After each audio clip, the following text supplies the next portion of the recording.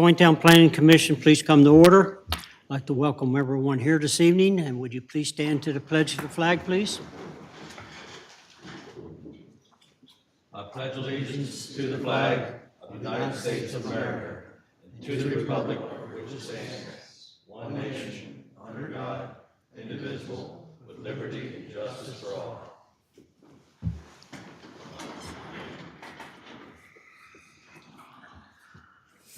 Again, I'd like to welcome everyone this evening.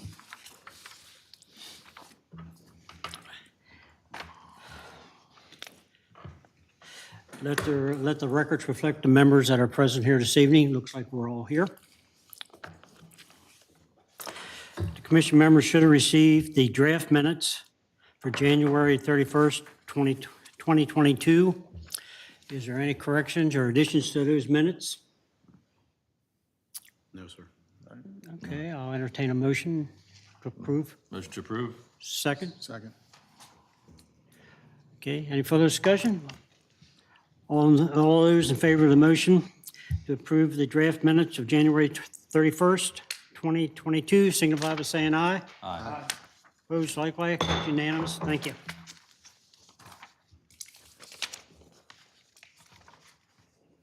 Delegation and action items for tonight. It appears we have Gunther Roden, owner of GTR Auto Sales, to 4335 Old Taneytown Road.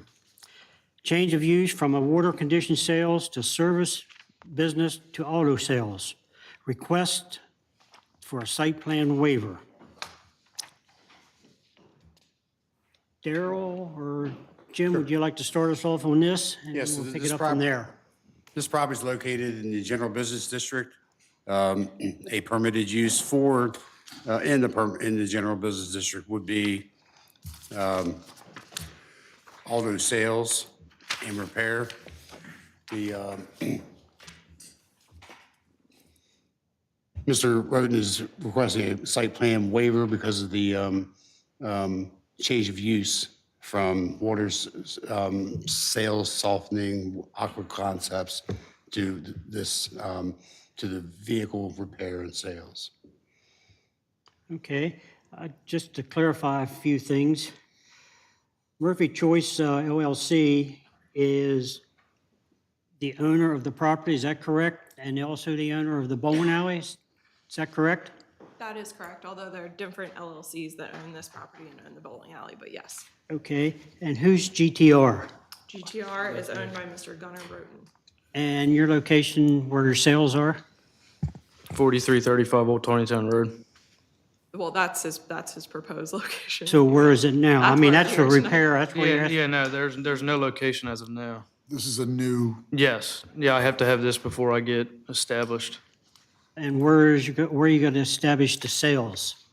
at 4335. I have, Well, it was just for repairs. Yeah, well, let's let's go through the process, if you don't mind, of what you're gonna do with that property.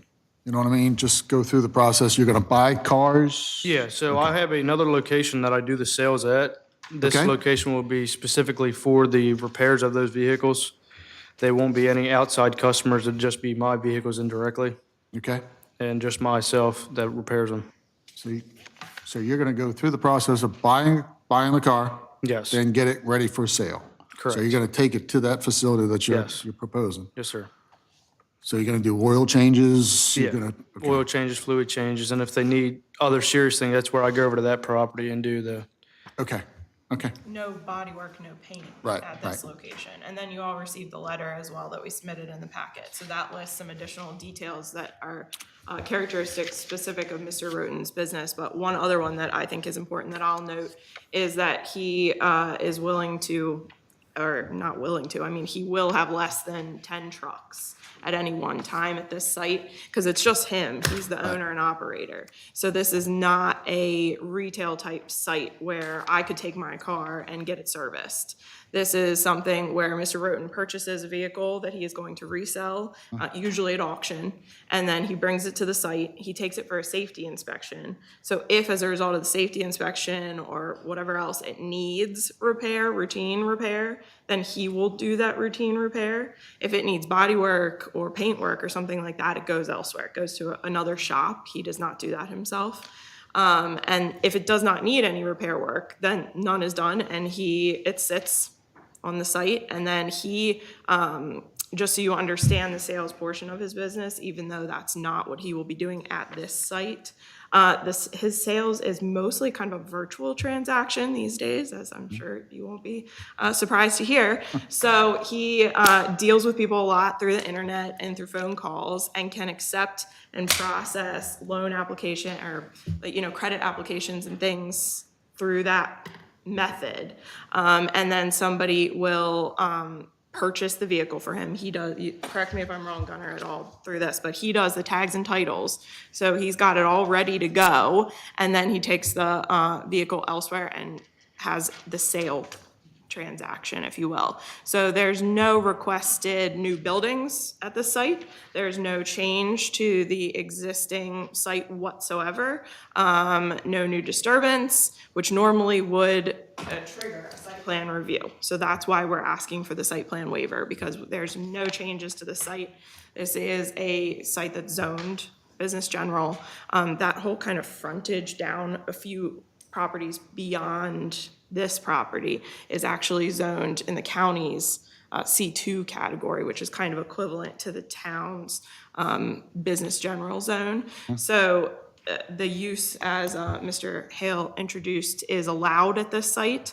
There's no changes to the site as is being proposed to you. We understand that there have been some neighbor concerns. There was a site plan waiver request made for this site, I'm going to say about 2 years ago. And some neighbor concerns were expressed at that time related to the septic on site. There is an existing septic that serves this site. As far as we are aware, it is a fully operational septic. We have not received any sort of failure letters from the health department or anything of that nature. That being said, Mr. Kraus, who is here with me in the back, and Mr. Bechtel from BPR is also here with us as well. Mr. Kraus is a representative of Murphy's Choice LLC, the property owner, and he has been investigating with Mr. Bechtel the potential of tying into the city's sewer system, because it's our understanding that that's the town's goal, and also something that would serve the site. It would be something that would be advantageous in the long run to the site anyhow. So that's something that they've been exploring and are willing to commit to do, to tie into the sewer, assuming that that's what the town wants. But it's something that Mr. Kraus cannot finance for a vacant site. So his goal would be to have a tenant come into the site, Mr. Roten in this case, make no changes to the site, and then take some time, tie into the sewer system. So that's the long-term goal, if you will, but really not that long-term, because they've started undertaking that work. They just need to finalize that process and actually make the physical connection. So that's all to say. We are here to answer any questions that you might have. That's why we brought Mr. Bechtel here with us too from BPR, because he certainly is much more the professional in terms of the site plan process than I am. I'm Kelly Schaefer, and I'm an attorney, a land use attorney. I've met some of you before and had the opportunity to appear in front of some of you before. But I am here tonight on behalf of Murphy's Choice LLC, who asked me to help Mr. Roten with his presentation as a prospective tenant of the site. I also just want to note that we do have several members of the Taneytown Chamber of Commerce here that have just come in support of this. We understand that this is not a hearing. This is just a meeting requesting the waiver, but they did feel the desire to come in support of this here tonight. Okay, thank you. Thank you. Thank you. I got a question, a lot of good information, thank you, and just had a couple more questions about the business itself. So how many cars do you expect are going to be sitting there? I mean, you're going to have, did you say 10? I said a maximum of 10, but I Yeah. think Gunnar can give you a Maximum 10. better idea of what the average day would look like. So, I but think, they, excuse me for a second. I think when you mentioned, you said 10 trucks. Well, 10 vehicles. So, okay, so I guess my thought with the 10 trucks, not to interrupt, was that rollbacks, tow trucks? That's what I was trying to Or figure out. what are we talking about? Question, and I will defer to Mr. Roten to explain. No, not commercial trucks, like your F-250s and 350s and medium-sized trucks, pickup trucks. That's what I specialize in. Oh, okay, so that's the type of automobile you specialize in? Yes. Okay. So how will they be delivered to your property there? Would they come in on other trucks, or are you going to? Yeah, I have a rollback that when I go to the auction, if the truck doesn't need work, that's great. But if I do come into that problem where you have to take it to get inspected and it fails, I can bring it back and fix them. But usually it's not that case. But just in case I had to, I have a shop that's sized the correct way and that I can fit these trucks in and work on them comfortably instead of having to be outside, laying, rolling around on the ground. Yeah, so I'm making an assumption, but I'll ask you to say it. So you're not gonna keep cars there for spare parts? No. I Okay. buy all new parts. Gotcha. Thank you. Yep. The drawing that was submitted, the site, it said it was marked in red. Well, mine's all black. Yeah. This I'm having one, trouble determining where the If property. you would. this one's in color if you want it. I was gonna say, I brought a few extras just in Okay. case anybody had that. Yeah, she's got it. All right. Thank you. Oh, I see it. I see it in the back. You can see it just Just vaguely. Yeah, I'd like to see it. I made an assumption, Okay. but just wanted to, I was making an John assumption, Mark but it just here. wanted to see. Yeah, so that's where the repairs would be, that's where the cars would be parked. Yeah, Down the that's what pits. I figured. I didn't see the other. No, I didn't either. Okay. So that's going to be your complete staging area, Correct, coming yes. and going. Yep. Yeah, it's stone, it's stone right now, so this whole area is stone. Just needs- Oh, we got it. We're good. gotta try to think ahead when you can. Yeah. I would have never thought that came out black and white. Got it. I see that. The other, one of the questions I have, what's going to be your hours of operation? It would be 9 to 6 Monday through Friday and 9 to 3 on Saturdays and closed on Sundays.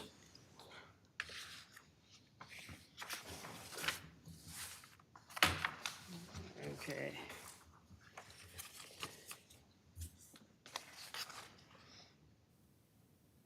Any more questions we have here? Not about the business, but I guess I'm kind of curious about hooking up to the town. Is there timeframes, or what's the deal on that? I mean, It's my understanding, and I'll ask Randy to jump in on any specifics, but it's my understanding that we're pretty much ready to go. We need to get through any process that the town has on that, which I can't speak to the specifics. But I'd say, I think it's probably realistic to say we could certainly accomplish it in 6 months? 6 to 8 months? The design is done and Mark has it out for bid, so. What's held us up kind of in the past when the previous owner, we really needed an easement through the bowling alley property to dump the sewer from this site. Well, now that Mark owns both sites, is owner of the bowling alley and partial owner of the second site that we're talking about, then that makes it all very feasible, very doable. So if I understand this right, you're saying within the 6 months, you'll be hooked up to the water and sewer? Is that what you just said? Sewer. It can be the sewer. We currently have water to the site. Okay, Currently water on the site. And it's where it could be, it's out for bid now, right, Mark? That's correct. I'm sorry, if you're going to speak, would you please come to the lectern so our virtual attendees can hear you? Sit up here so that you can, sorry about that. We need to repeat that. yes, I'd like to hear it again. Okay. Please. The design has been complete. Mark has it out for bid. If you can move over to the podium with the microphone there. Thanks. Thank you. Sorry about that.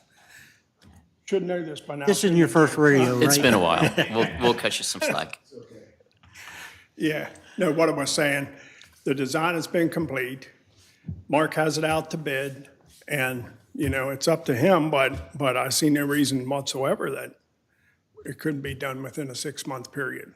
Currently, we have no failing septic system, so as part of the development of the site, obviously it needs done. And it's in the community service area. Okay. Any other questions? I don't think so. And I guess, and I may refer this to Jay, what would be the benefit or the gain by requiring a full site plan review? If you go through the full site plan review, all the county agencies are going to have an opportunity to look at the plan. And because it's largely going to be inapplicable, because there isn't any improvements to the property going to be made, they'll come back with no comment. The only exception to that would be what the conversation we just talked about the sewer. If that is going to be part of the plan, then the health department would comment on it. And of course, you would think their comments would be favorable since you're eliminating a septic and taking care of it on public sewage. Those are the biggest ones. The town, of course, then would comment on the plan because it would be adding to the town utility system. So there would be that comment as well. Well, let me just add or say, if we would grant in favor of the waiver, could we put stipulations on when they would have to be hooked up and connected to the sewer as part of the condition of granting? We typically have never done that, but I did note the letter that was submitted by Ms. Schaefer already had a bunch of proffers saying that they would agree to do that. And so I would think that we would come up with some type of public works agreement, because that's what it would take for them to connect to the system. And that public works agreement could have in there those requirements for timing and possibly the other things that she proffered in her letter. That way there is some guarantee that it would take place. And there might be another way to do it, but off the top of my head, that's how I would think that the only way you could do it with conditions at this point. Okay. Looking for some remarks here. Anyone else have something here? Somewhere I had some other questions I wanted to ask. I think we did when and how, who, black.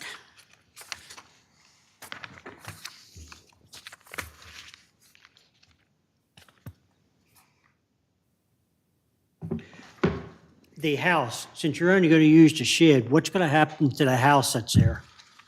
I won't be using that. It's just going to stay as it is currently. In the same condition it's in now, basically? That's probably a Mr. Kraus question. I mean, do you have any intent, Mark? Okay. Step up real quick. Do you have any intent of changing the house at all at this point in time? At this point in time, no. Again, we would get that hooked up to the public sewer with the permission of the town. Eventually, we'd like to do something else, but at this point, we're happy to have somebody in there. It's a commercial property that's just sitting there. And if we were to try to do something more, we would have to go through the whole planning process and zoning and things like that. Right. Again, it's much easier for me to address these issues when there's a tenant there, instead of it just sitting there, paying taxes, bringing no revenue in, court fees, things like that. That money should be going towards trying to improve it and make everyone happy. I mean, we're not trying to upset anyone, but we obviously have. So that's what we're trying to rectify here. The property that's, or not the property, the land behind the building that goes back where it used to be the trees that was cut down, is that part of this? Yes, it's Site plan. 4 acres, give or take. Okay. I guess my concern was at the beginning that stacking of parts and stuff would wind up back in that extra area. That's not. That's not, No, I have storage inside the building. okay. Because again, we have the bowling center, so we don't want an eyesore there either. Right. So, And were you planning on doing anything with the parking area and the entranceway in? I think it's gravel now. Were you planning on blacktopping that? I don't know what we would have to do to get that done, if that's a change of impervious. We haven't looked into that. I'm thinking about it as a business and it's in the city of Taneytown. I think it certainly should be, other than a gravel driveway and a parking lot. My experience That's just is, my opinion on it, but it's, The customers aren't in there for very long, right? They're mainly just, or are there in? There are no There's no, customers. no, Customers at all. I don't, I mean, I don't see why he'd need a gravel top forward, in my opinion, but, or, That- my bad, I would suggest Paved one. that also could be something that Mr. Kraus would absolutely look into if the site ever develops with a larger commercial tenant and goes through the full site plan process. Because I'm sure that if this site was utilized to its full zoning potential, there would be a lot of retail traffic. And so there would need to be that type, I mean, not need, he'd want to have that type of access. But for this very limited use, I think it's the property owner's intent and goal to kind of keep the overhead as low as possible. Let's get a tenant in using this site so that at least there's some ability to make some improvements to the existing site, starting with sewer. And to back up a quick second as well, in terms of us proffering the letter and being bound by the letter, I'll also note that this plan is attached to the letter too. So in terms of any storage of things outside, I would submit to you that Mr. Roten is agreeing that he will be bound by those areas shown on here, as well as the written description of everything in here too. I guess, don't we normally require entranceways and stuff into businesses within the city limit to be paved or an apron or something? Jay or Jim or somebody, would you like to address that or not? So if we were developing a greenfield, an undeveloped property, all the usual city specifications would apply. So the commercial entrance, there's a spec in the city's streets and stormwater manual that they would follow, like any larger scale commercial development typically does. With a site like this, it's been in some sort of commercial use for many, many years. The first use I can think of was a real estate office where the customer parking and the entrance was the existing gravel. So it's been in existence in that condition for many, many years. And there certainly could be upgrades made to it, but it's been functional that way for, smaller scale businesses for many years. And that's been, when we've had existing sites like that, we haven't compelled major improvements unless other larger changes have been made at the site.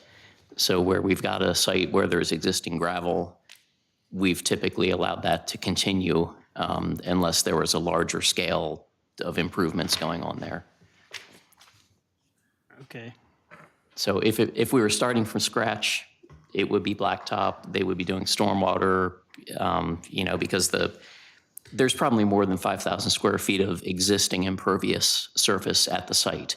To the best of my knowledge, there is no stormwater management simply because it wasn't required when the site was originally developed.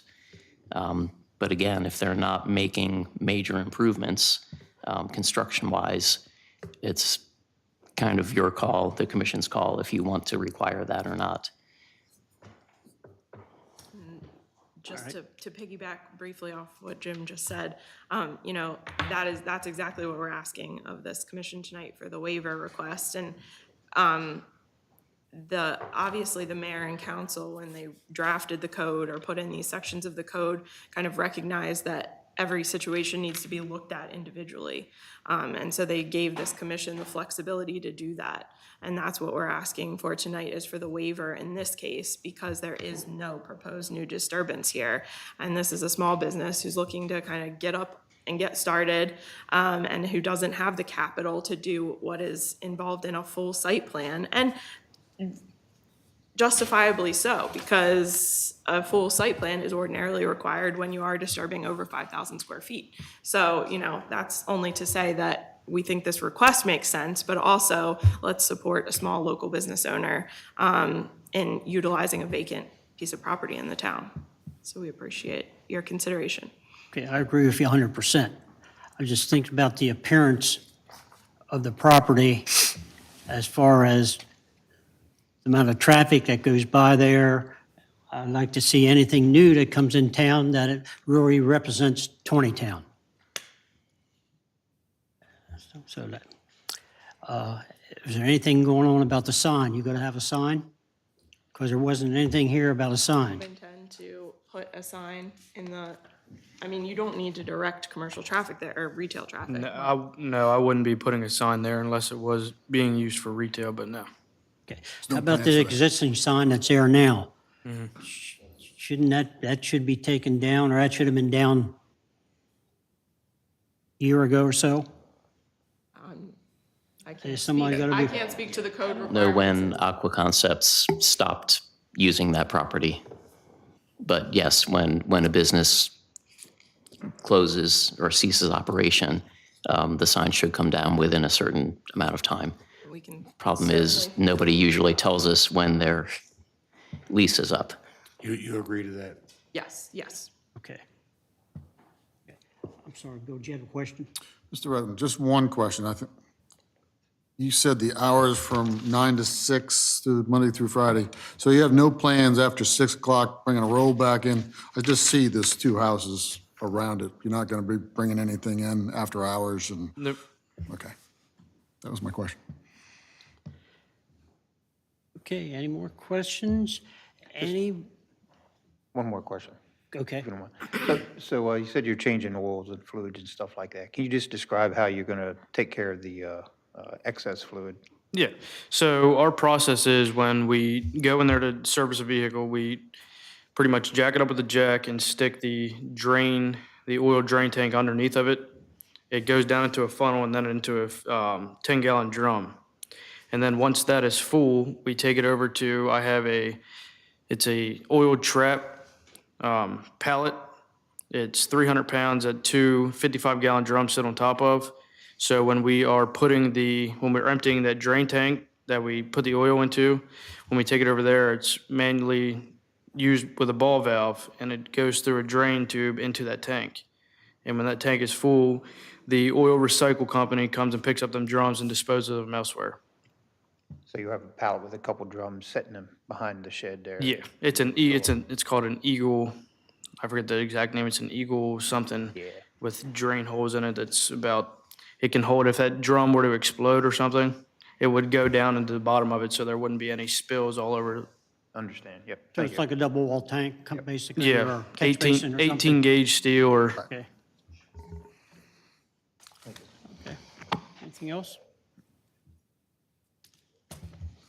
Anyone from the floor would like to make comments? If so, please come forward. Good evening, members. Thank you, Mr. Chair. My name is Matt Lazariaga. I'm an attorney in Westminster. My office is right up the street from Ms. Miller's. I'm here this evening on behalf of Mr. and Mrs. Weeks, who are present in the audience. Some members of the commission may recall them from having been involved in a prior request that Ms. Miller referenced earlier, when I think there was some sort of mulch business being proposed or perhaps even operating at the site already. And Ms. Weeks and her husband opposed the waiver of a site plan approval process then, and she was successful. They have asked me to speak on their behalf this evening in the event that the commission has any questions for them. I'm sure they'll be happy to answer it. But in partial response to some of the items that Ms. Miller has mentioned and the questions that Mr. Roten has answered, the part that I'd like this commission to keep in mind is, as Ms. Miller pointed out, this is not a hearing. Nobody is under oath. There are things that I understand that Mr. Roten is agreeing to be bound by, so to speak, if we can structure that type of situation, if his site plan is in fact waived. But there's a number of considerations I think the commission should at least think about before making that decision. So the request that's before you this evening is from section 181, subsection 5, subparagraph B, that basically says in 181.5, everybody's got to do a site plan, except in these circumstances. And in a circumstance where Mr. Hale and you agree that a site plan is not required, it doesn't have to happen when there is no extensive construction or improvements to the site are sought.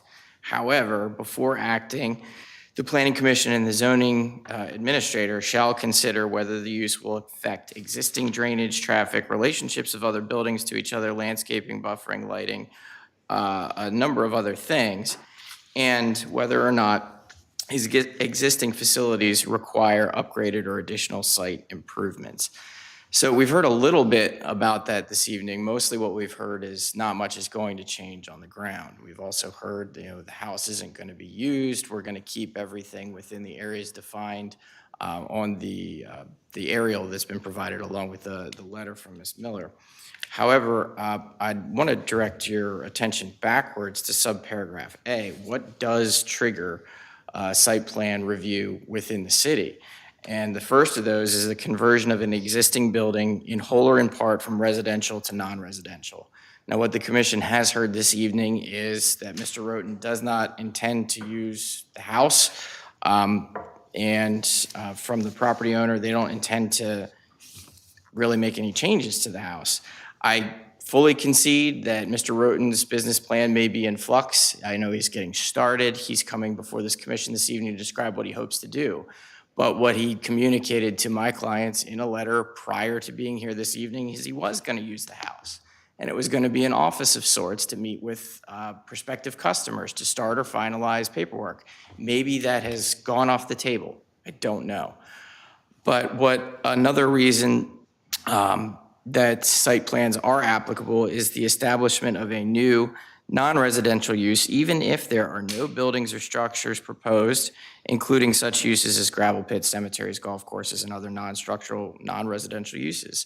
Plain and simple, this is a new non-residential commercial use. We haven't heard anything, and I don't know if any members of the commission or Mr. Wieprick could tell us when a site plan was last done for this property. Because I think what Mr. Wieprick said was at the time it was last visited or the limited disturbance was analyzed, stormwater management wasn't required. It is now. And I think that what's most important, at least in my client's eyes, are the preservation of their private well and septic system. So they're at 4327 Old Taneytown Road, which is outside of town limits. They are right next to the line. And Ms. Weeks and her husband were here basically requesting that this commission not waive a site plan for the prior use, the mulch manufacturing or sales location, because of the concerns they have regarding their well and their septic. And to my understanding, the commission did not waive the requirement at that point. And obviously, since we're here talking about something else, that business has ceased. But it's a legitimate concern on their part because they are physically lower lying. And what I understand, and again, I'm not testifying to you. I don't know this information, but I don't know that the board does without further information, that the septic system that services the home, so if it's not going to be used or it's only going to be used as an office, I don't know which the case might be, is of a 1942 vintage, and the drain fields lie under what is currently the gravel parking lot.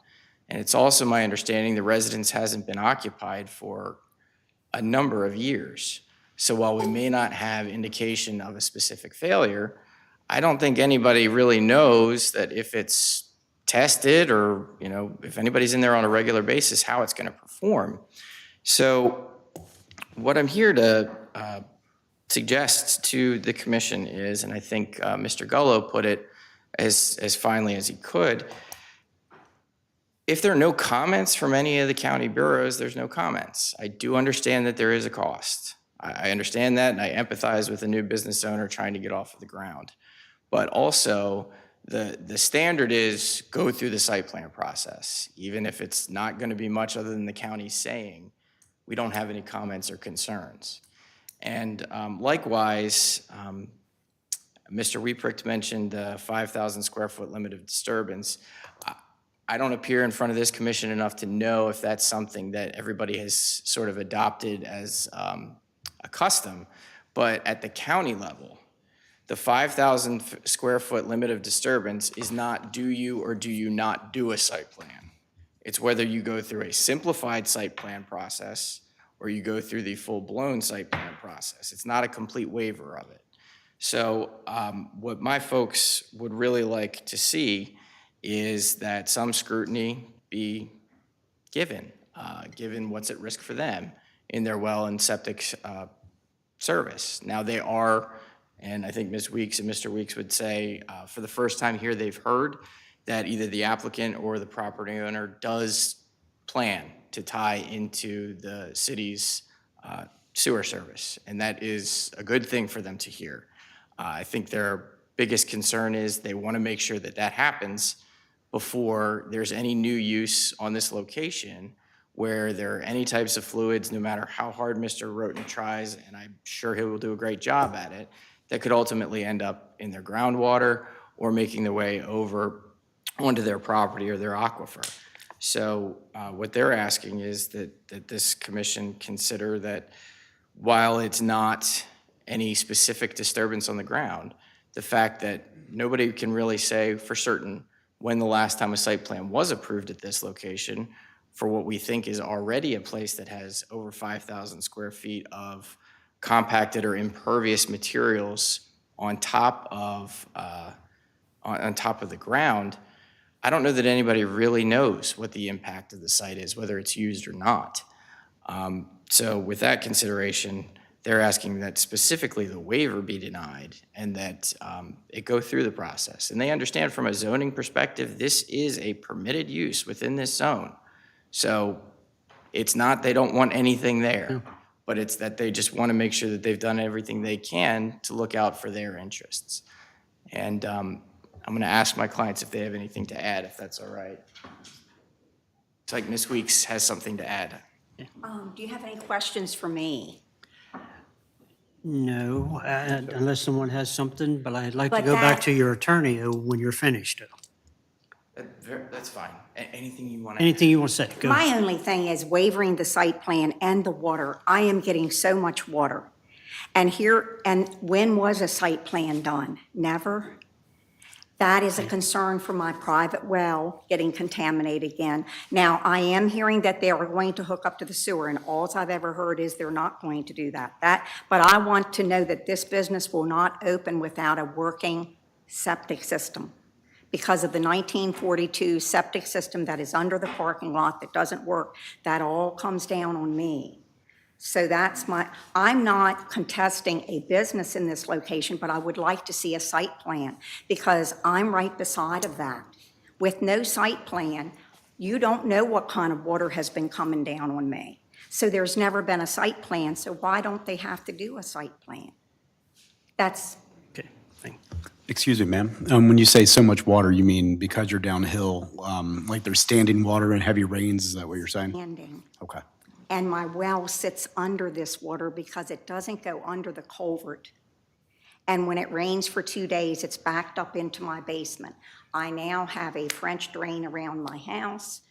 I am sort of tired of taking care of everybody's water. So my concern is, please, if this was your property, would you not want a site plan? Because they admitted there's never been one. So there have been businesses, never a site plan.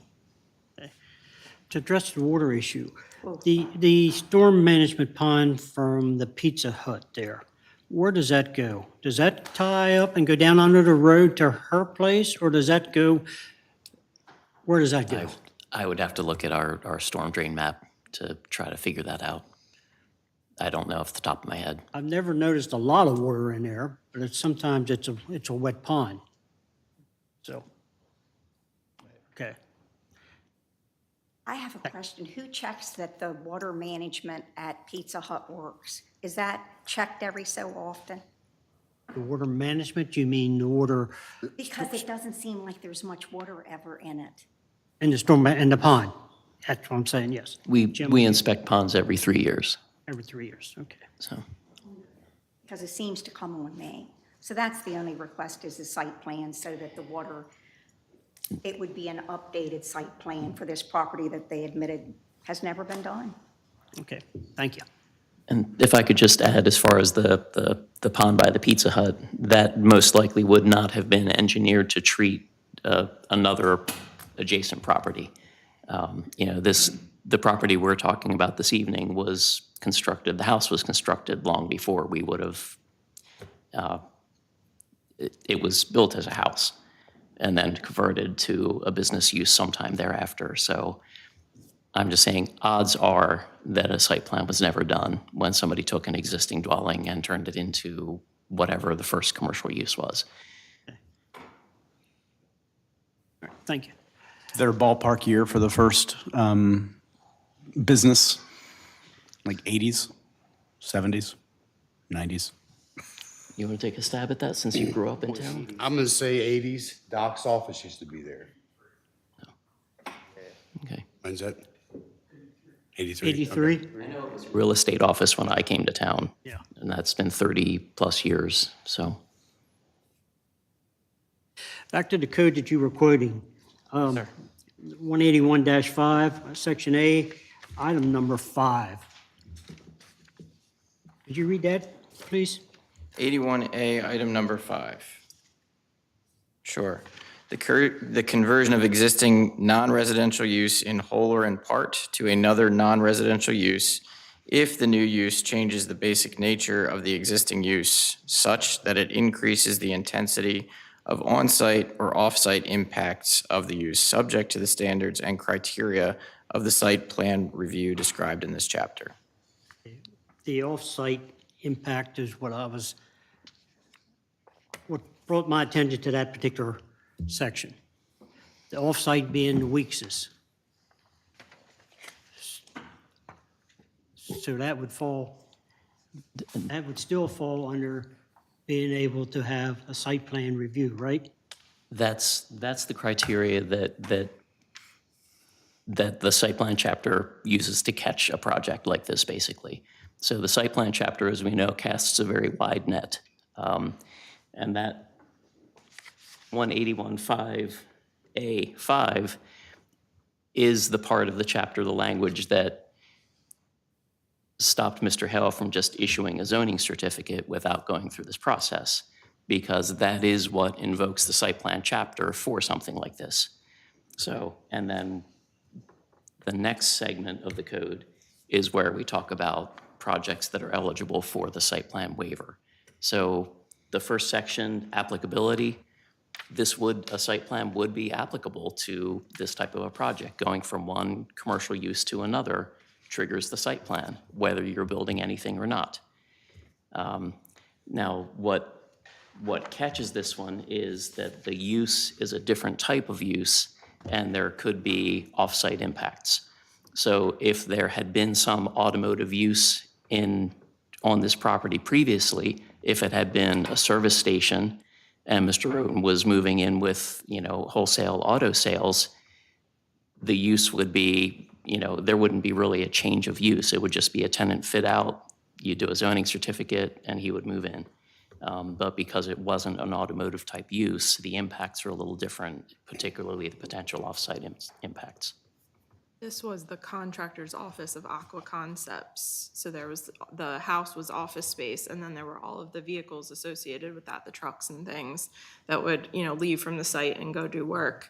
And the sections that Mr. Lizarriaga cited in subsection A, which Mr. Weepark just spoke to, do say that we need a site plan. But then it says, if you're eligible for a waiver, you can apply for a waiver. So, I don't think anybody's disputing that the code pulls us into the site plan.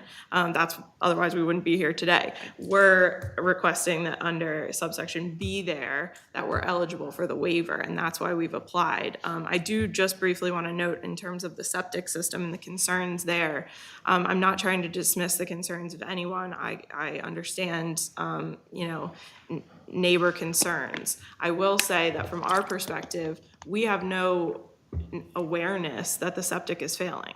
Mr. Roten reached out to the Carroll County Health Department in investigating the site, and he explained to me that they do not have any record that this is a failing system. So I understand and sympathize with the concerns, but it puts us in impossible position to try to disprove the non-existence of something. So, we being Mr. Kraus is certainly willing to connect to the public facilities as he stated here tonight.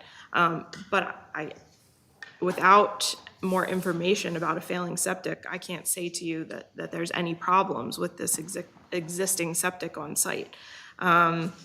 Mr. Luzuriaga kind of referenced the county's process in terms of the square footage, and just for what it's worth, I'll also say the county does not allow any kind of waiver process. So we really can't compare the two because they don't have a similar system that this town does to go through a site plan waiver process that's unique to the town. So we are here on something that, we just can't compare to how the county runs things.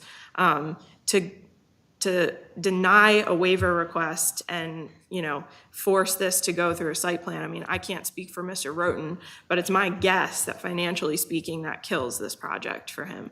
A full site plan process, even if all we hear is no comments from all the county agencies, you're talking tens, 20s, 30, thousands of dollars in the engineering expense to go through that. And in situations where there is significant site development, makes complete sense. But just to say that this is an old site and should be subjected to that, even though there's nothing new happening, that's a big stretch. So that's why we're here tonight requesting the waiver, is to facilitate this small business. Well, we definitely want to have businesses come to Taneytown, so we're not opposed to having the business in Taneytown. And we understand and appreciate that. Thank you. But back to the septic system. Is there restrooms in the building, or do you have to use the house for the restrooms? The restrooms in the house. So the house will be used then? That Mr. Roten, I asked him that question, and he actually told me that he doesn't plan to use it because he lives right around the corner. And so he's going to go home a lot. I mean, that being said, could he use it? Yeah, he could. He could use it. There's no retail. There's no other people there other than him. It's a house septic system. It was put in for residential purposes. And while they're working on connecting to sewer, there's nothing that stops him from using it. So we're looking like we're opening up a business, but not really open to the public. Because there's possibly times when you're not going to be there and the business is going to be within the opening hours, but it's going to be no one there to operate the business. Is that basically what we're saying? It's just a small private, it's like my office. When I leave for lunch, I close the whole office because it's just me there a lot of the times. So it's going to be a similar concept. Right, it's just him, yeah. So it'll be the same thing. He's sick, yes, it's going to be closed. He's not going to be in the shop that day because he'll be sick. He also has a son who's about 18 months old. So I imagine that if he needs to jump in and, take care of his son that day for whatever reason, similar, shop will be closed. So yes. Okay. Anyone else have any questions? Question for owner of the property. So if there's evidence that the septic fails, it would be upon you to fix it, true? Yes, we could not use the septic. Yeah, the landowner, yes, Mr. Kraus, the landowner in which, if something happened with the property, so average lifespan, according to Google, is like 30 years. So it's an older system, but if, let's say there were evidence that it failed, then it would be upon you to fix it, true, or replace it? That's true. But Okay. That's why we're going the process to get hooked up to the city water. Right, so as with any Or sewer. property. Sorry, we already have the water, the sewer. Okay, Thank you. thanks. Chris, you had a question? So like she was saying earlier, one thing I know about is it is a very expensive process going through all the county procedures and whatnot. And not only that, is a very timely process. Have they talked to you at all about how long the process would take for something like this, just to get the site plan going through the county? It's my personal experience on several projects that for a commercial site plan, you're looking at a minimum of 16 months. I'm going to say usually closer to 24 months, but it totally depends on the project, but that's just an average. And so what comes up next is how we talked about how the mulch business wasn't able to continue operating, wasn't able to continue going into that place. Part of that is because the site plan process takes so long, it is so expensive. Your average small business cannot afford that kind of expense. And while there are some concerns raised about the water and the old sewage line that is there, if there's no evidence of any failing, I don't see, you'd have to have evidence of failing. That's all I got. Okay. I noticed there is quite a few yards or tons of mulch still there. What's the intent of cleanup or removal of this if this was an issue to start with? We were told to leave everything where it was. We were not allowed to do anything there. We couldn't sell anything or do anything. As soon as this, if we're fortunate enough to get this, that'll all be moved out. But right now, I'm at a standstill because I can't do anything. I have a commercial property that I can do nothing with. Okay.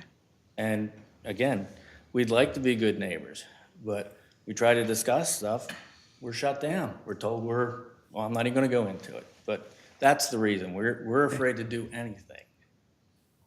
Thank you. All right. You had a question? Sorry. No. So Jay, that puts us in the situation of what are options? Is there such an option as a modified, and I think we've talked about this in the past, modified site plans, and it wasn't really feasible, or full-blown site plan or a waiver? So what's... Well, you know, option 1 and 2 is a waiver or no waiver. If you want to come up with an option 3, I don't think you're going to be able to do it tonight. If you wanted to do something like that, you could request a lot more information that would not maybe be a full site plan for submission, but something that you all could review with the hopes that eventually it would be attached to your permission letter to move forward with the waiver. So in that, it would have a sketch of the property. It would have something similar like a Board of Zoning Appeals where it had the facts, because the facts keep coming out and changing as you hear tonight. Or maybe they don't, but they need to be clarified. Are we using the bathroom? Could it be used? Are you going to use the house for an office? Aren't you going to use it? Those types of things. So you could kick the can down the road and table this for a month and deal with it next month with the direction that somebody come up with this, but realize none of this is covered by our statute. You know, our statute is pretty black and white because the gray area was this, to say, hey, you don't need to do the first one. So we could try to make it work for you, but I don't think I'd feel comfortable saying, based on what we heard tonight, we could throw something together and everybody would just be stuck with it. We'd really need some time to figure out what that middle ground would be. Okay, thank you.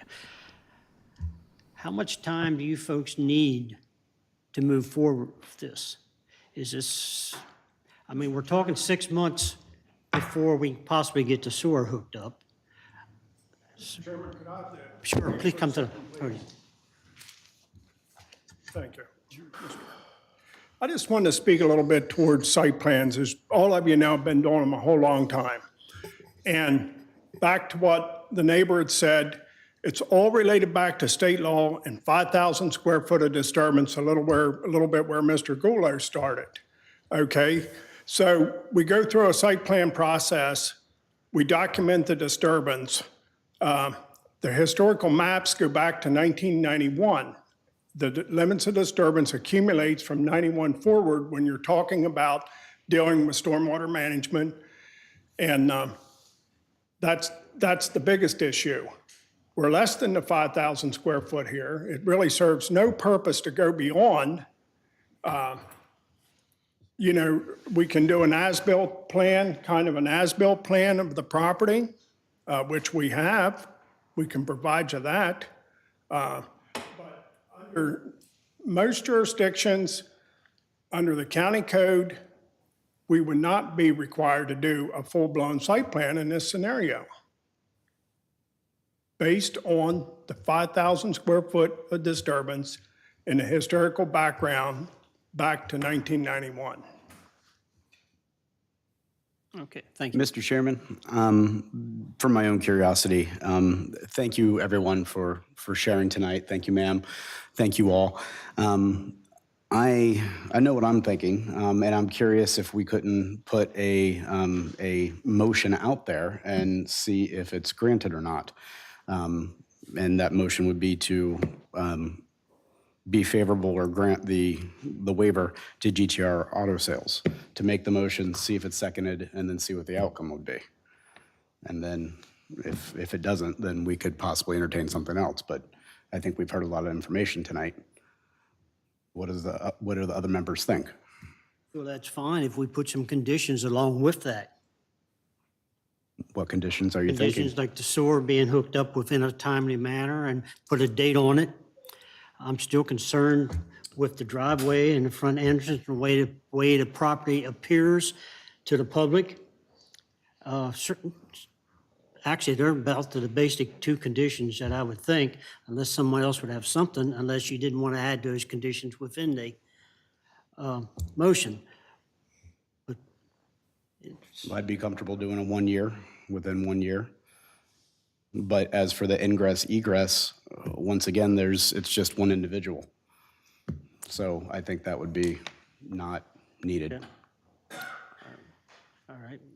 Let's just hold, yes. Yes, please come to the.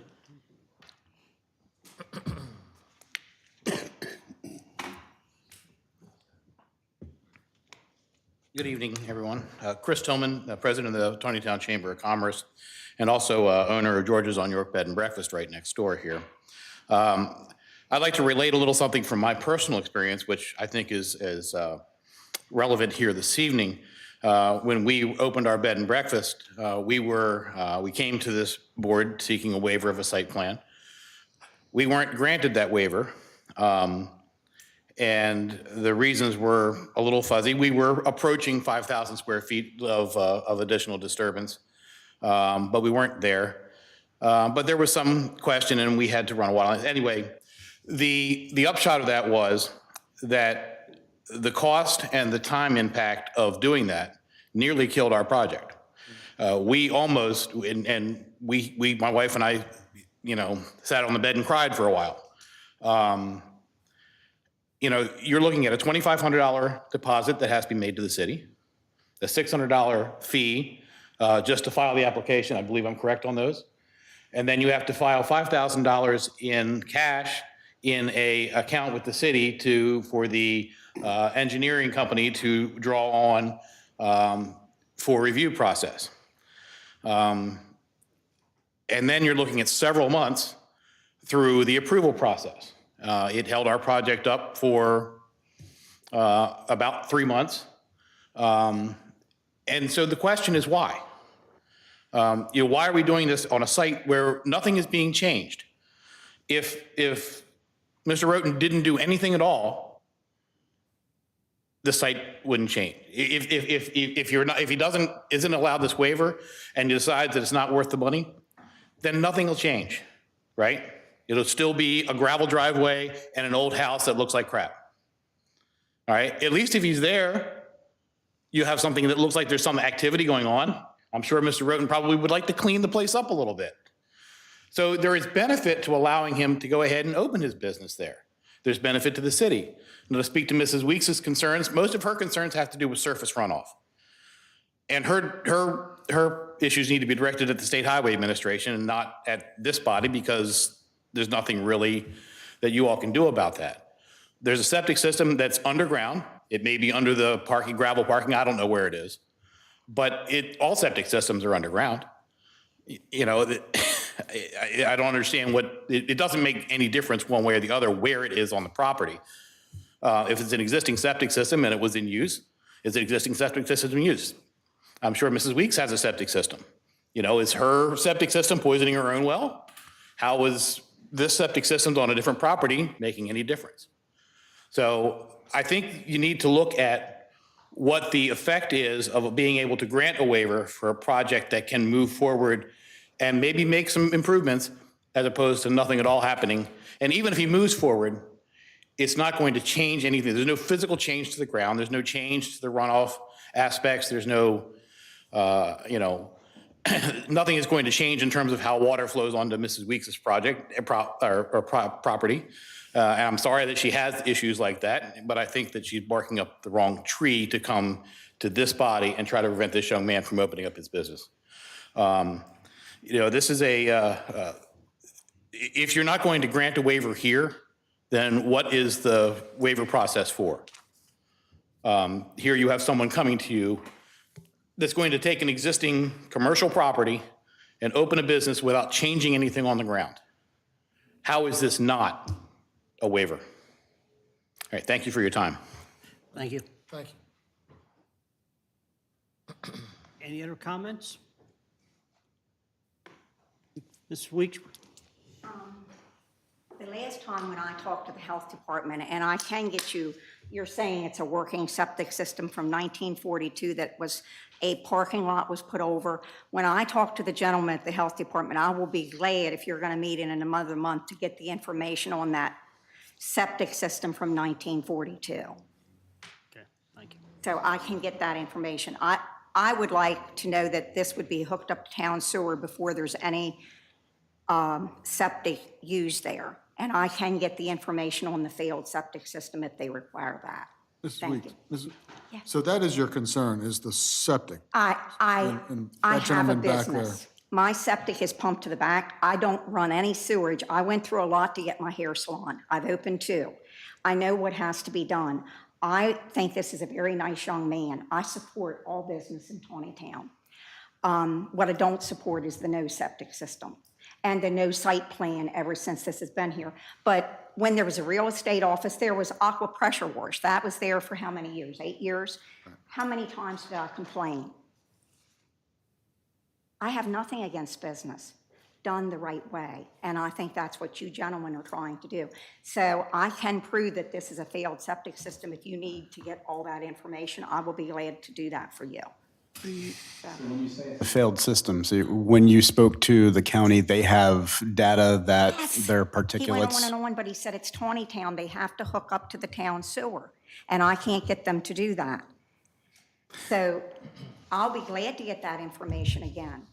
Okay, so can you give me an example? Like, there's E. coli. Like, what is the It's data? 1942. Not talking about the year. It sounds like there They was. put a parking lot on top of the drain tiles. Okay, I understand the parameters. I'm looking for what was shared that indicates it's failing.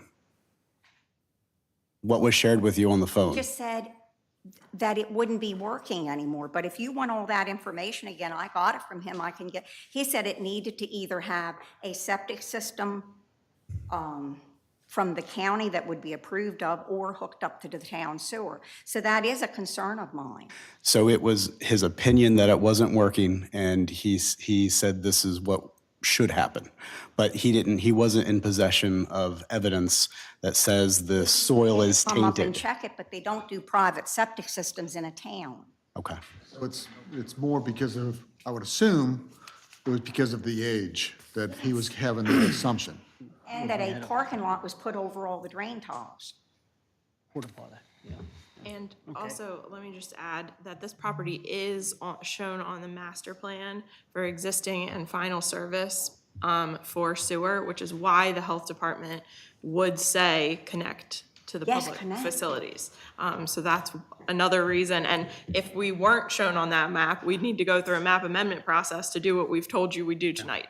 But because we are on that map, that's why we can say to you, we will connect. And that's, like Mr. Bechtel said, has been planned and is going to happen. Jim, what would be I a agree, reasonable? because I pulled the maps, and it does show on the Yours maps. look much nicer than mine, but Reserve them. Mr. Weeprecht, what might be a reasonable amount of time to get a hookup?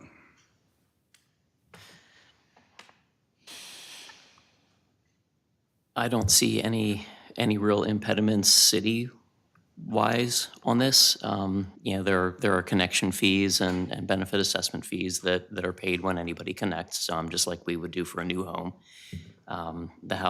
The property has existing water service, and I suspect that there probably will need to be a private force main, just based on the elevation of the properties. I think it's got to pump uphill to reach the nearest manhole or sewer main. I'm, again, speaking from recollection from a couple of years ago several years ago when there was a subdivision proposed for the property. But I'm sure the property owner can speak more to the details of the system, but that could be done as part of a zoning certificate application. Could include the benefit assessment fee for a sewer connection. And then it would just be up to, we would have to put some timelines on that, and that's where the public works agreement that the city attorney mentioned would come into play, where we could establish a timeline or something like that in a written agreement.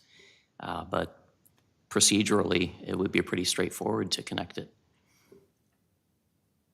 So planning commission members, I'm hearing that the main concern is septic. Septic. So it seems like with that being the primary concern and people being business friendly, possibly it would be commence the business as soon as possible after there's been an appropriate hookup to city.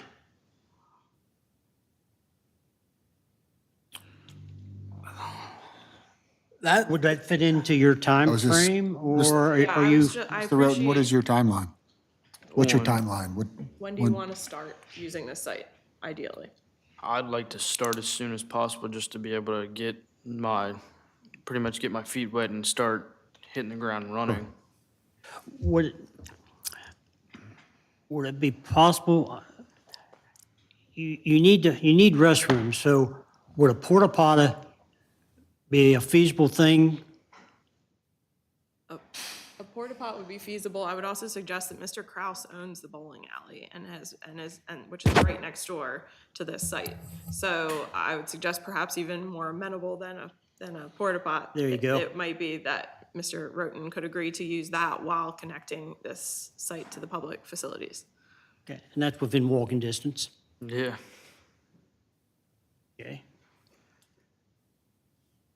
That fit in to what you were thinking about making an motion? And I will just add, the city engineer would review the proposed plan to connect to the city system.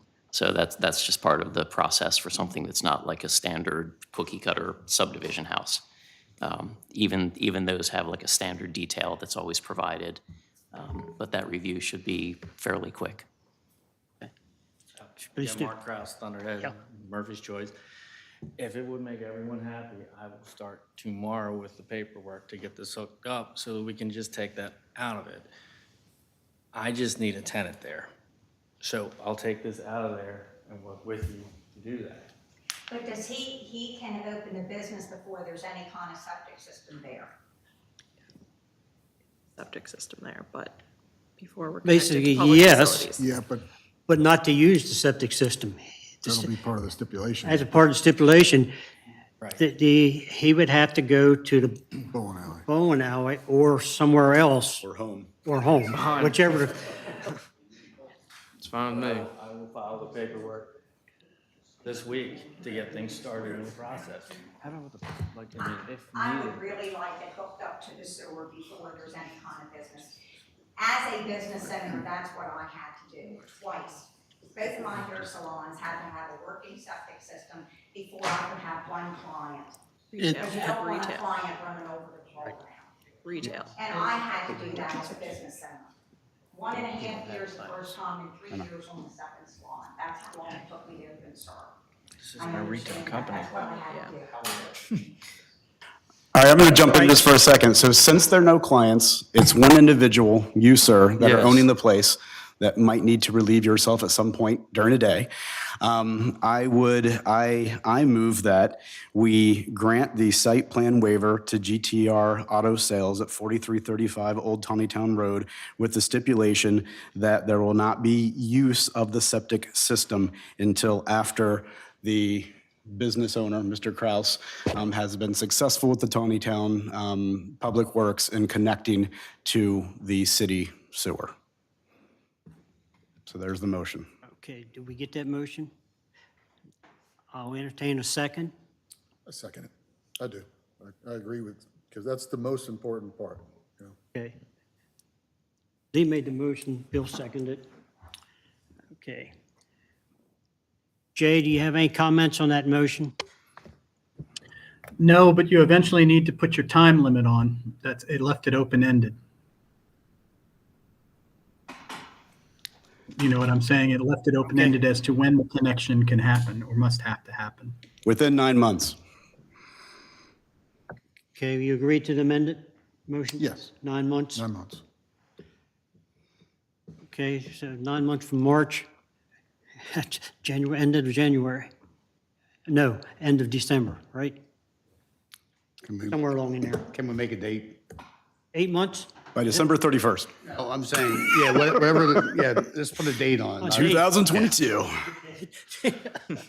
Okay, and the date was what? December 31st, 2022. December 31st. I get it right here, 2022. Okay. Okay. You agree to, Yes. okay. Jay, you all right on that? Yep, it's all good. All right. Any comments from the floor?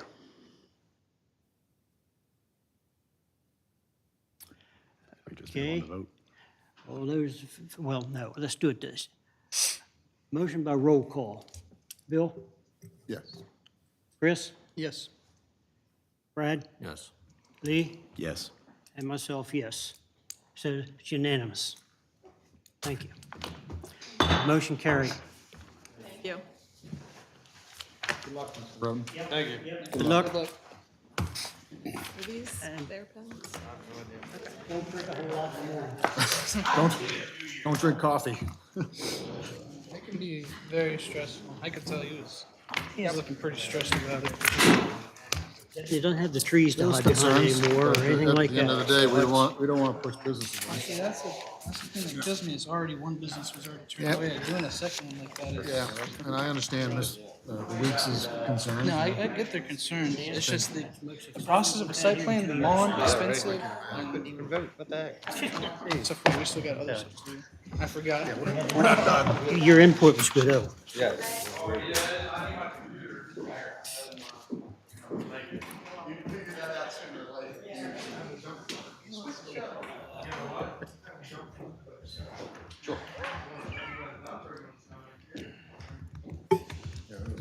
Accidentally gave him Okay,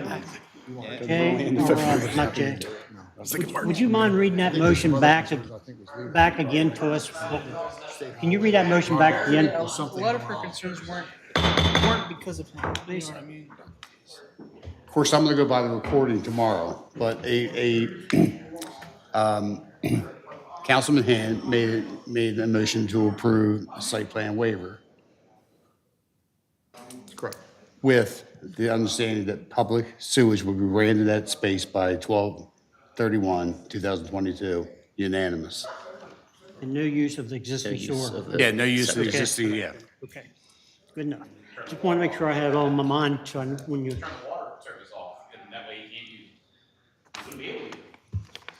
It's probably, I've used it without water. Off because of. Yeah. imagine. I don't know. All right, next item on the agenda. Ordinance and agreement for review. Shouldn't be anything here. Carol, you have anything here?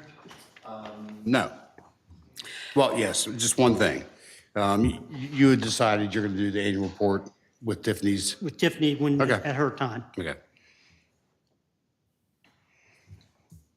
Okay. Then we'll move on to the, your report. Okay, so I'm trying to find, so Jim's giving me lots of leeway as to how I'm gonna do my thing. And my thing is not really to read to a bunch of adults. So when I do my report, I'm trying to put everything in there as I go through the month because some weeks are busier than others. But in any case, we've had a number of, a plethora of activity here lately. And so we've already taken care of the first point, but City Manager Wybrecht and I met with the mayor and city council on Saturday, the 5th, to discuss the village, community village ordinance. Basically shows some best practices of what Jim's seen around the county and state. There's a couple of projects coming in that are gonna look at the community village or something called clustering. That's something that we'll get information to you here soon, but it's after community village, it's clustering, but it's the same density. It's a lot of dense, multiple different type houses in an area with open space. Is that pretty close, Jim? All right. So more information to come on that. I met with Adam Pino, the owner of Hitchman. Mr. Pino plans to ask for a site plan waiver, as he has in the past, to develop about a 25 by 25 foot structure, same coloring as what's there now, on the, call it the Littlestown side of the building, so downhill. All right, he will be coming to you. His plans are to meet with you all next month and ask for the site plan waiver.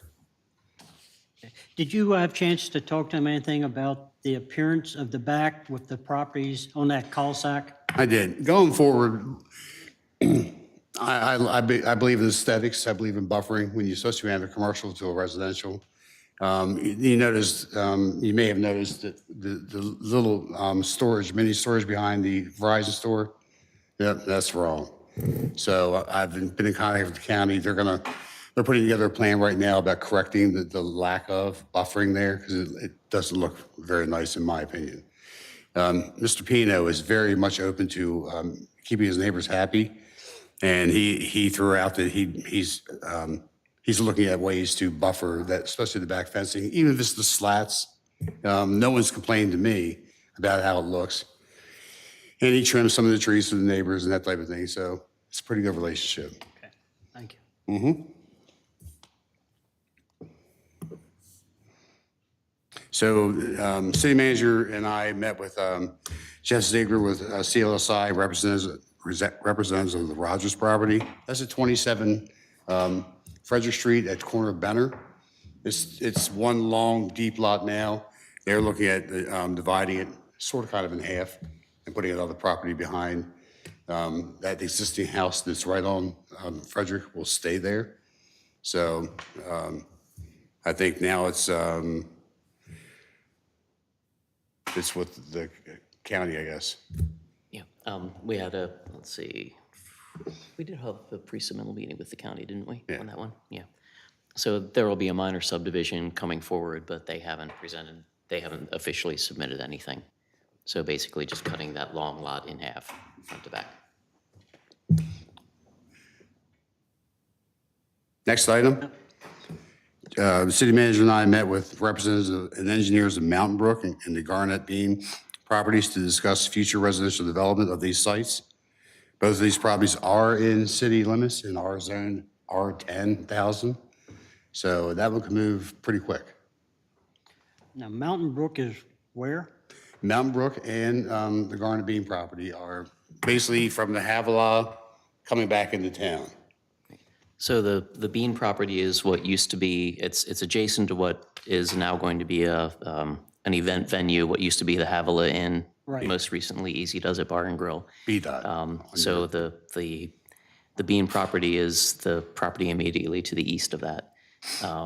So they were annexed, 2004-ish, somewhere probably 12 years ago, maybe longer. And that property was slated for residential development with a little bit of commercial towards the road frontage. The Mountain Brook property is on the opposite side of 140, behind FlowServe, and then it comes all the way down to Frederick Street or FSK Highway, across from Kraus Mill Road. That area is where it would be at some points it's contiguous with Route 194. So that project is at least 30 years old. I thought that was off the books. There have been plans that have come some closer to completion than others. There was a concept presented. I don't recall if the Planning Commission granted concept plan approval or not, but in 2006 or 2007, there was a community village concept presented. Unfortunately, at that point, we were under a water consent order, I believe, and it didn't move forward. So that one's back on the table. Well, that was back where it had to do with the bypass going in too, right? And most of the bypass alignments cross that property in some way, shape, or form. Okay. All right, well, this is the first The word Mountain Brook has been brought up in. A long time. It's been since, I would say 2006 was the last time that we had a concept drawing. Okay. What do you mean by moves, it's gonna move pretty quick? Just wanna know for myself. It's in the city and it's zoned properly and it's ready to go. If someone's ready to start spending the money on it, it's ready to go with all the other approvals that would be needed. You said it was behind Flowserve? Mountain Brook. Mountain Brook. That's way before your time. I've been here 35 years, but I think it was before me. Good, yeah. It's Just before- curious, just It's curious, before just for my Jay's own time, sake. it's before everybody's time here. So I think what Daryl is suggesting is just that they don't have as many hurdles to cross as, say, the Sewell Farm that we've been talking a lot about a lot recently, because the Sewell Farm has yet to be annexed, and then they have the potential zoning waiver. So we would be looking at a water and sewer master plan amendment for pretty much any large property that's going to develop, because we've put most undeveloped properties into the long-range service category, because we are somewhat capacity constrained. And while we're working on that right now, we don't want to dedicate our available capacity to any one property until we see who's ready to make a move first, basically. So we're trying to build the capacity to do projects like this, but we don't want to change the map and say, okay, we're going to put our capacity over here, and then we find out that this other property is ready to move faster than this one. So as we said, Mountain Brook is already in the city. It's already zoned R10,000. It's already been given community village designation. So it's something that, depending upon how quickly the developer or builder wants to move on it, they could submit a concept plan pretty much at any point. And water was allocated already for that then, right? No. No? No.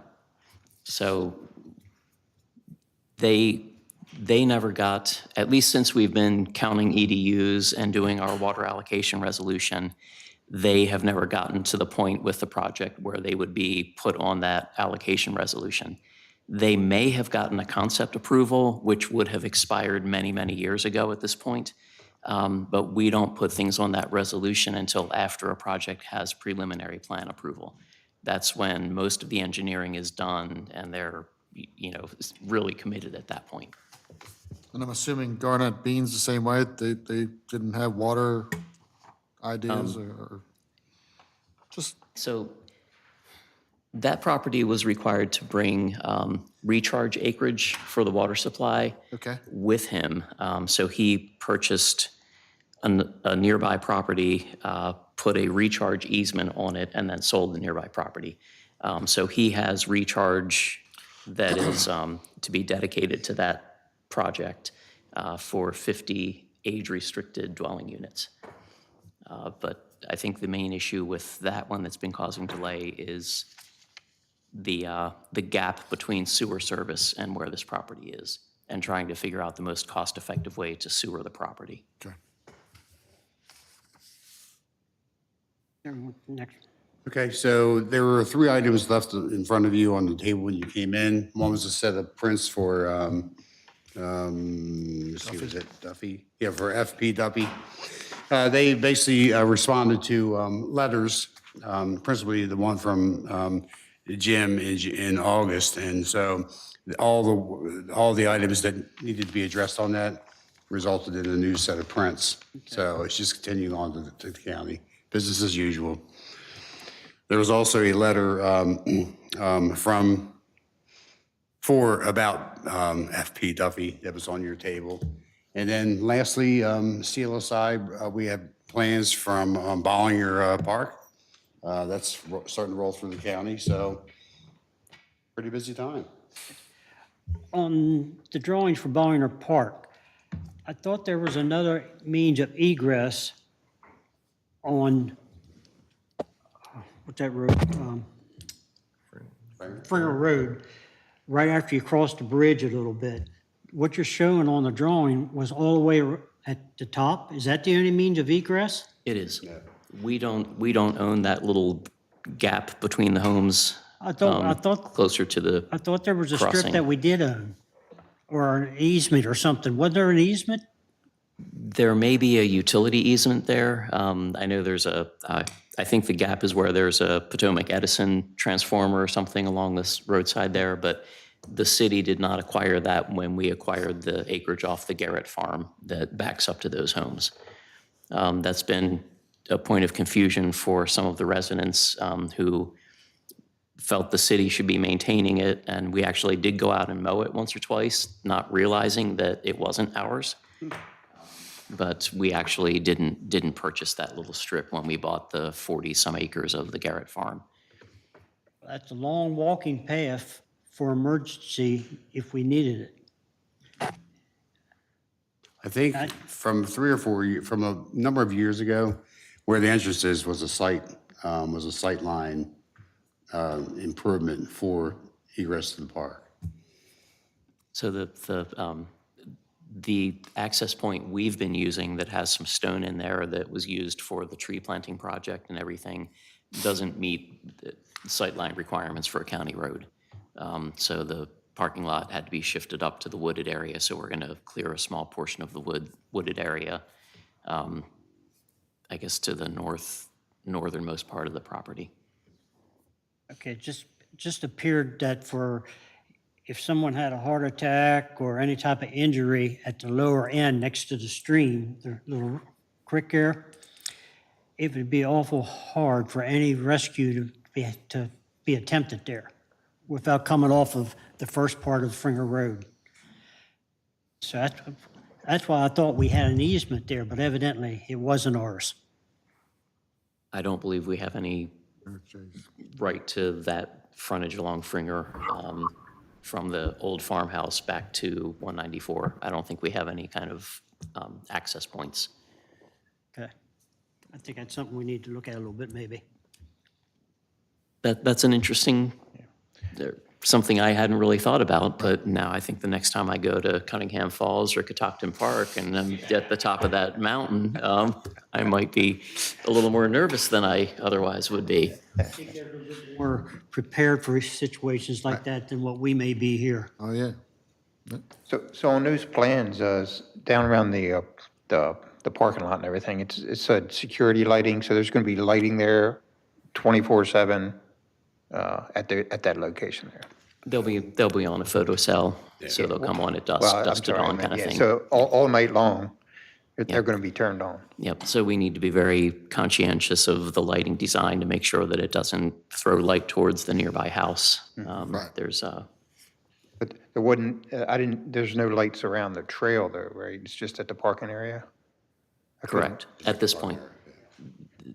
Future phases, if the observatory comes to fruition, we'll have to address the lighting for that at that point. But no, there's no plan for power to go along the loop of the trail with lighting or anything. I'm sorry, was that the phase 2 dotted lines that were on there? Is that the observatory? Was that what that was? That's phase 2. There are, I think the dotted lines may also be what we're calling Ramble Trails, which are just going to be more organic kind of side trails that aren't paved and aren't graded to meet ADA standards like the main trail is. So we had hoped to do a bit more.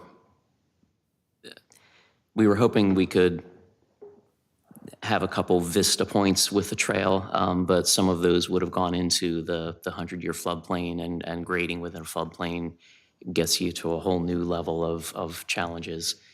So we had to kind of back off of that and make the paved trail a little smaller, but we can have a more natural area that people can still enjoy, or some folks will be able to. Thanks, Jim. Okay, Darryl? That's all I got. Good. All right. You want to touch a base on any of the active site plans or anything there, or you okay? We talked about the park, talked about Duffy. Anything else?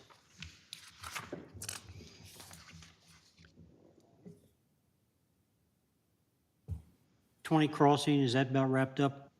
Not yet.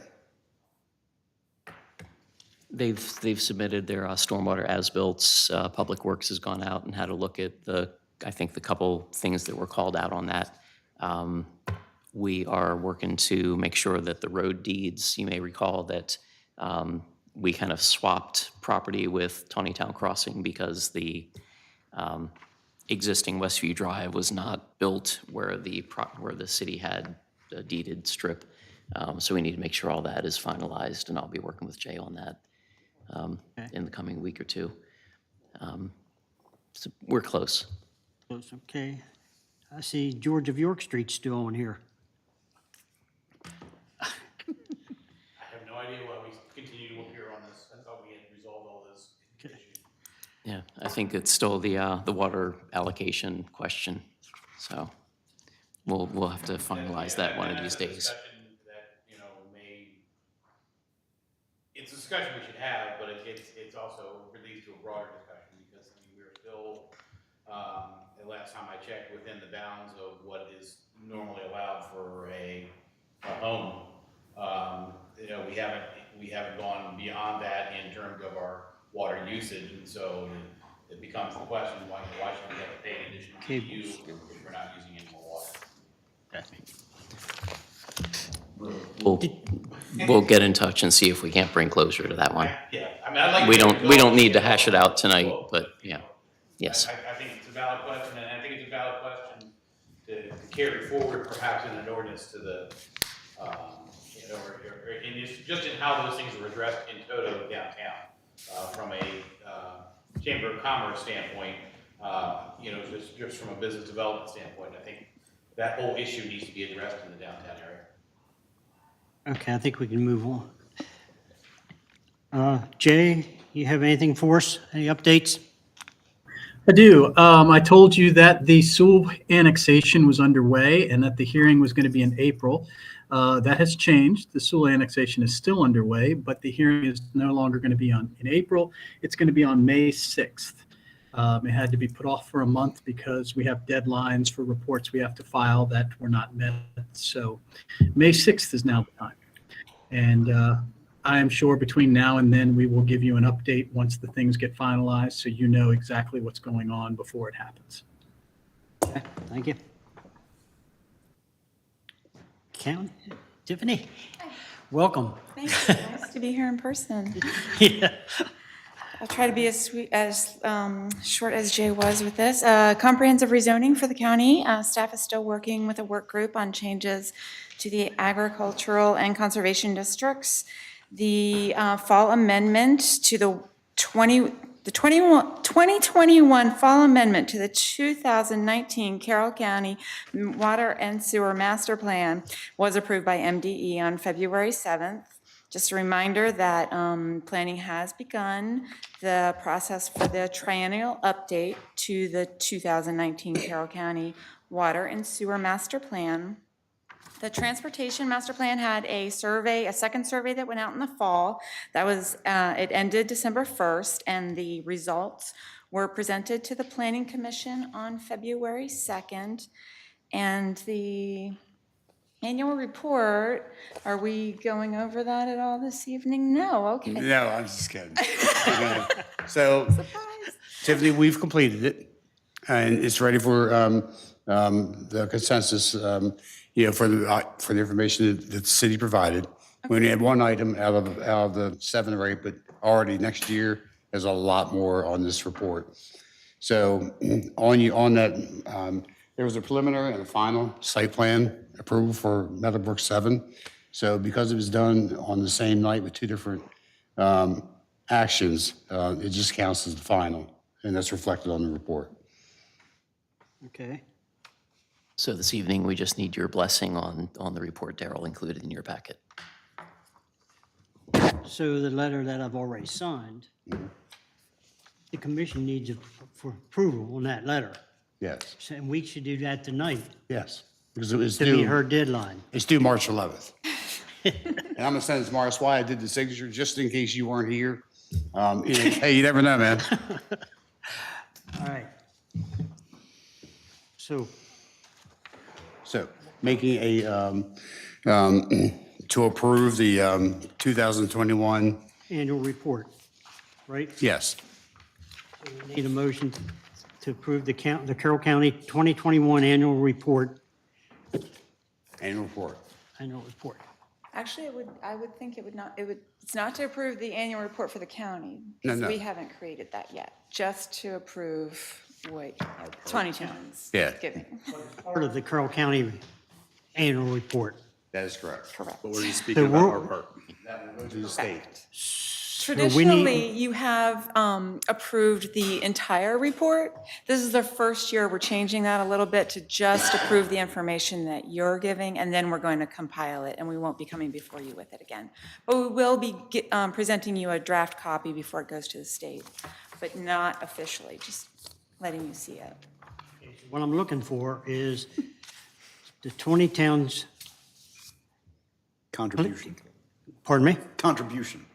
Well, yes, but part of the Carroll County 2021 annual report. I make out a motion. Moving to certify the Taneytown component of the 2021. That's what I was trying to say. Annual report. I thought that's what I heard. Okay. I'll second it. Second. Any further discussion? That meets what you need, right? Absolutely. All right. All those in favor of that motion, signify by saying aye. Aye. Opposed? Unanimous. Thank you. Good, because I already signed it. So Chairman, I have to do the minutes for this meeting. It's gonna be a nightmare, can you imagine? So, all right, who made the motion for this? Jim, Yeah, I made the motion. You made the motion? and I second it. Bradley seconded it. Okay. And it passed unanimous.